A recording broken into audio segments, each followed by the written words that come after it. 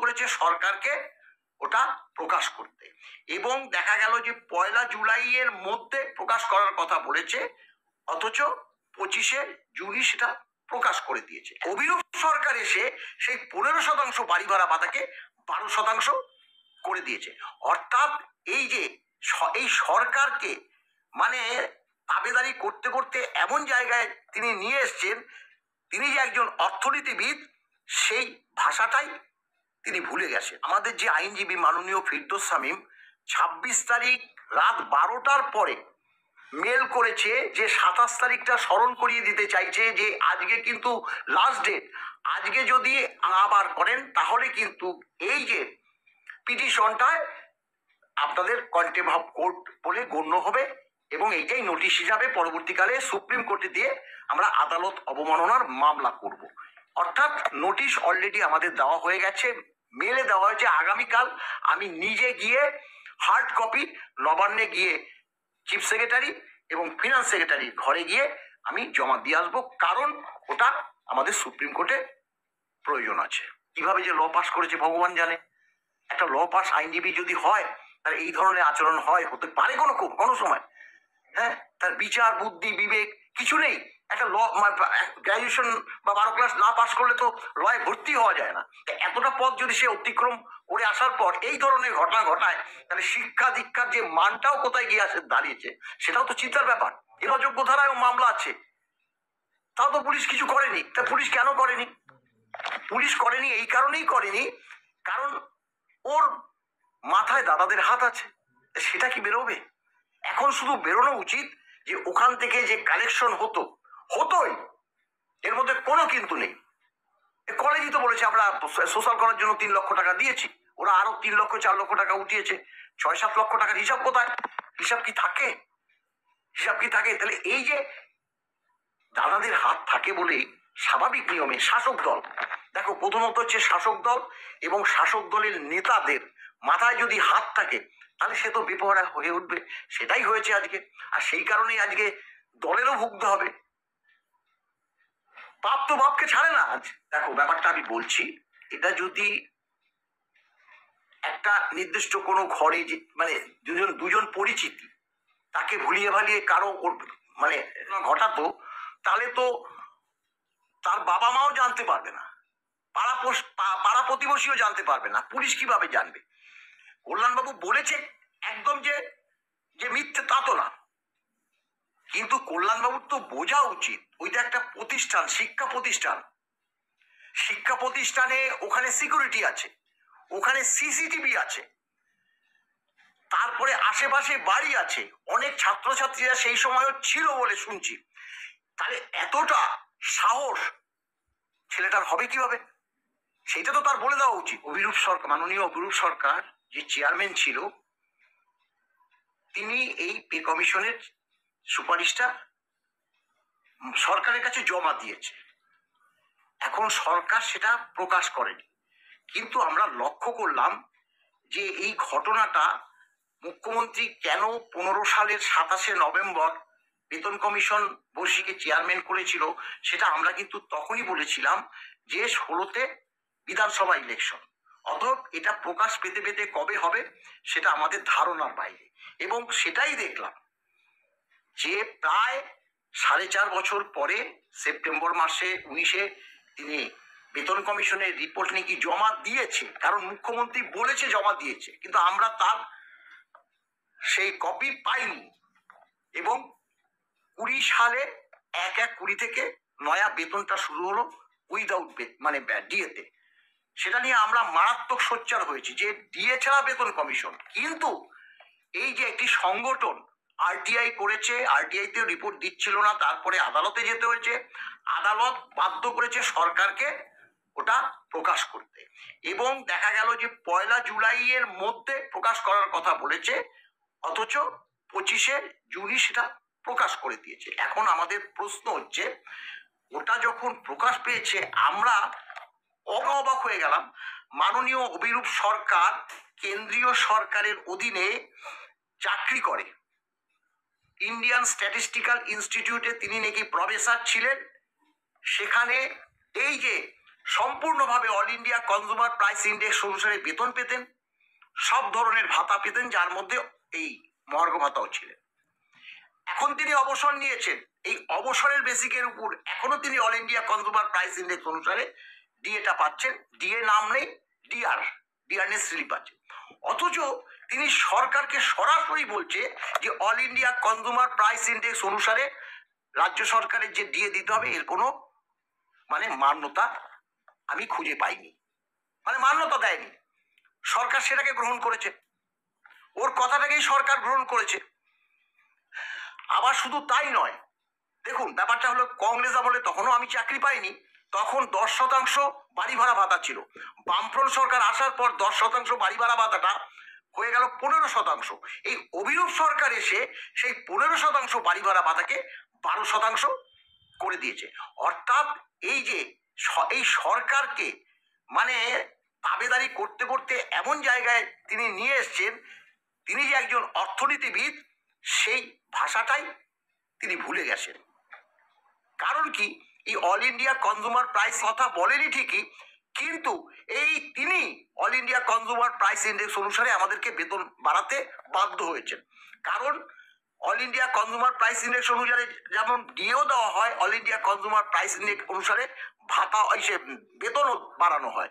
কারণ হচ্ছে, এবং উদাহরণস্বরূপ বলবো, যেমন 2.5657 গুণিত কেন্দ্রীয় সরকার, অন্যান্য রাজ্য সরকারের বেতন বৃদ্ধি হয়েছে, আমাদেরকেও কিন্তু ওই 2.57 গুণিত বেতন বৃদ্ধি করতে হয়েছে। অর্থাৎ অভিযোগবাবু যে কেন এটা করলো, কারণ ভাবতে অবাক লাগে এই কারণে যে বিগত যত কটা বেতন কমিশন হয়েছে সবাই কিন্তু সুপারিশ করেছে যে প্রতিটি রাজ্য সরকার, এমনকি কেন্দ্রীয় সরকার all India consumer price index অনুসারে দিয়ে থাকেন। আমরাও সুপারিশ করছি সরকারের কাছে যে এই রাজ্যের সরকারি কর্মচারীদেরও বছরে 2 কিস্তি দিয়ে দেওয়া হোক। সুপারিশ তারা করেছে, সরকার মানেনি আলাদা ব্যাপার। সরকার কবে মানলো?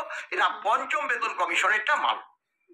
সেখানে একই বার্তা ছিল যে আমরা সুপারিশ করছি all India consumer price index অনুসারে বছরে 2 কিস্তি দিয়ে দিক, এবং 1/4/8 থেকে ডিএটা দেওয়া হোক all India consumer price index. এবং সেটা রাজ্য সরকার দিল। একটা সময় সুপারিশ মেনে নিয়ে রোপাতে লেখার পরেও যখন তারা বন্ধ করে দিল, all India consumer price index অনুসারে ডিএটা বন্ধ করে দিল, ইচ্ছে অনুসারে দিতে আরম্ভ করলো, তখনই আমরা কেসটা করেছি। এবং সেই নথিপত্র আমরা দেখিয়েছি, পে কমিশনের রিপোর্ট দেখিয়েছি, রূপা দেখিয়েছি, বিভিন্ন রাজ্যে সব যে all India consumer price index অনুসারে দিয়ে দেওয়া হয় তা দেখিয়েছি। এমনকি এই যে পে কমিশনের রিপোর্টে যে পরিষ্কার বলেছে সেই বার্তাও দিয়েছি, যার জন্য আজকে আমরা ডিএ মামলায় জয়লাভ করেছি। কিন্তু সেই জায়গায় দাঁড়িয়ে ডেট অতিক্রান্ত, এত বড় একটা হিউজ স্টেপ নেওয়া হয়েছে, তারপরেও মুখ্যমন্ত্রী দেখা যাচ্ছে দীঘার জগন্নাথ মন্দির নিয়ে ব্যস্ত হয়ে রয়েছে। এইদিকে এই বিষয়টি নিয়ে তিনি কিছু করছেন না, বা এই বিষয়টি নিয়ে শব্দ খরচ করছেন না। চন্দ্রিমা ভট্টাচার্যকে 2-4 কথা বলতে শোনা গেছে। দেখুন, চন্দ্রিমা ভট্টাচার্য তো এখানে তো আমরা জানি মুখ্যমন্ত্রী যা বলে সেটাই হয়।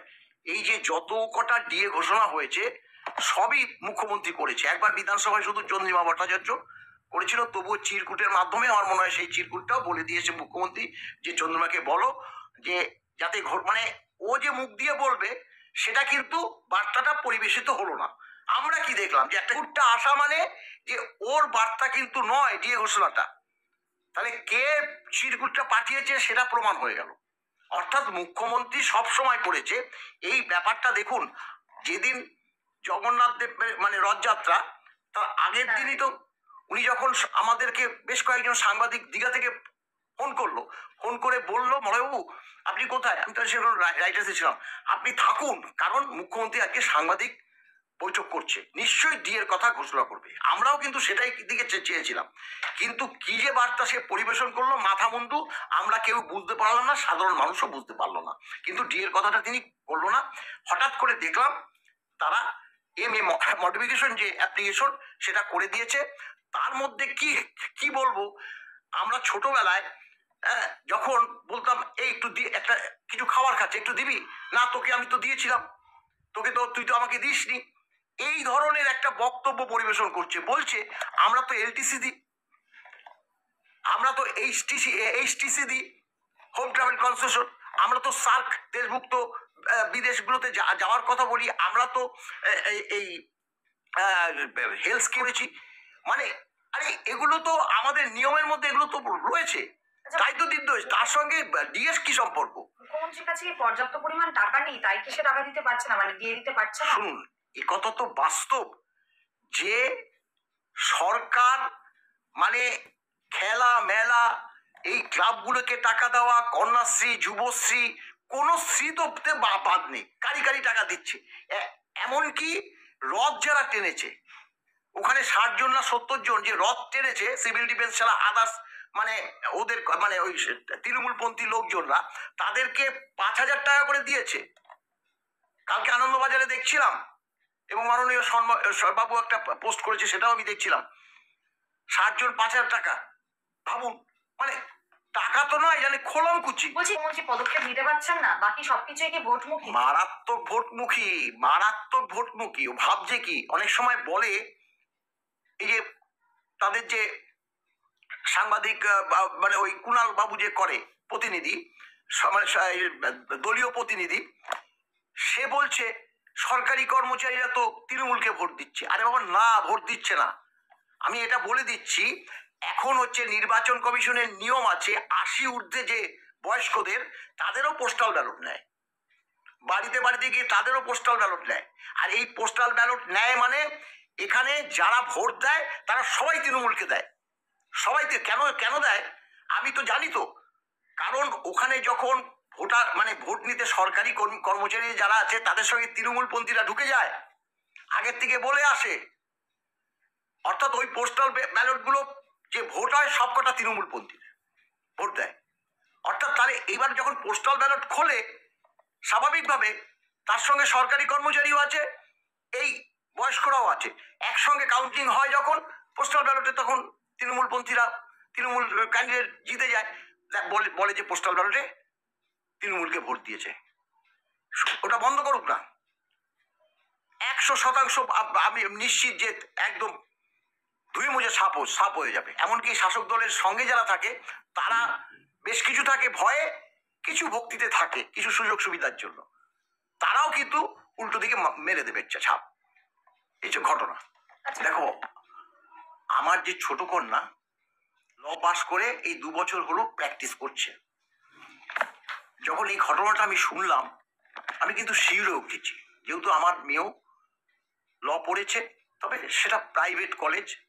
এখন ভাবছিলাম যে সরকারি কলেজগুলো থেকে তো তাহলে প্রাইভেট কলেজগুলো শিকড় বেশি। হ্যাঁ, কারণ এখনকার যে সরকারি কলেজের এই তৃণমূলপন্থী ছাত্র পরিষদ, তাদের রমরমা এতটাই যে তারা কাউকে রেহাই করে না, তাদের নিজেদের দলীয় লোক হলেও রেহাই করে না। এখন কিছুটা নিশ্চয়ই ওর সঙ্গে সম্পর্ক ছিল, যেহেতু ও ফার্স্ট ইয়ার, সে ফর্ম ফিল আপ করতে গেছে পরীক্ষার জন্য, 1 বছর তো পড়েছে, আর ও তো ওখানে দাদাগিরি করে, সক্ষতা রাখতেই হয়। কিন্তু যতই সক্ষতা থাকুক না কেন, এই ধরনের নক্কার যখন ঘটনার নিন্দা করার তো কোনো ভাষা নেই। এছাড়া আর তো আমি কিছু বলার মতো আমি জায়গায় নেই। সত্যি কথা বলতে কি, এই ধরনের ঘটনা মাননীয় মুখ্যমন্ত্রী একজন মহিলা, স্বাভাবিকভাবে কঠোর থেকে কঠোরতম ব্যবস্থা নেওয়া উচিত। হ্যাঁ, পুলিশ মন্ত্রী তো বটেই, কঠোর থেকে কঠোরতম ব্যবস্থা নেওয়া উচিত। এবং সত্যি কথা বলতে কি, এই যে আইন কলেজগুলোতে কিন্তু ভোট একটু নিচের দিকে থাকলে তাদের আর এই সরকারি কলেজগুলোতে হয় না। আমার মেয়ে যখনই হয়নি, আমি কিন্তু কোনো জায়গায় পার্শ্ব করিনি।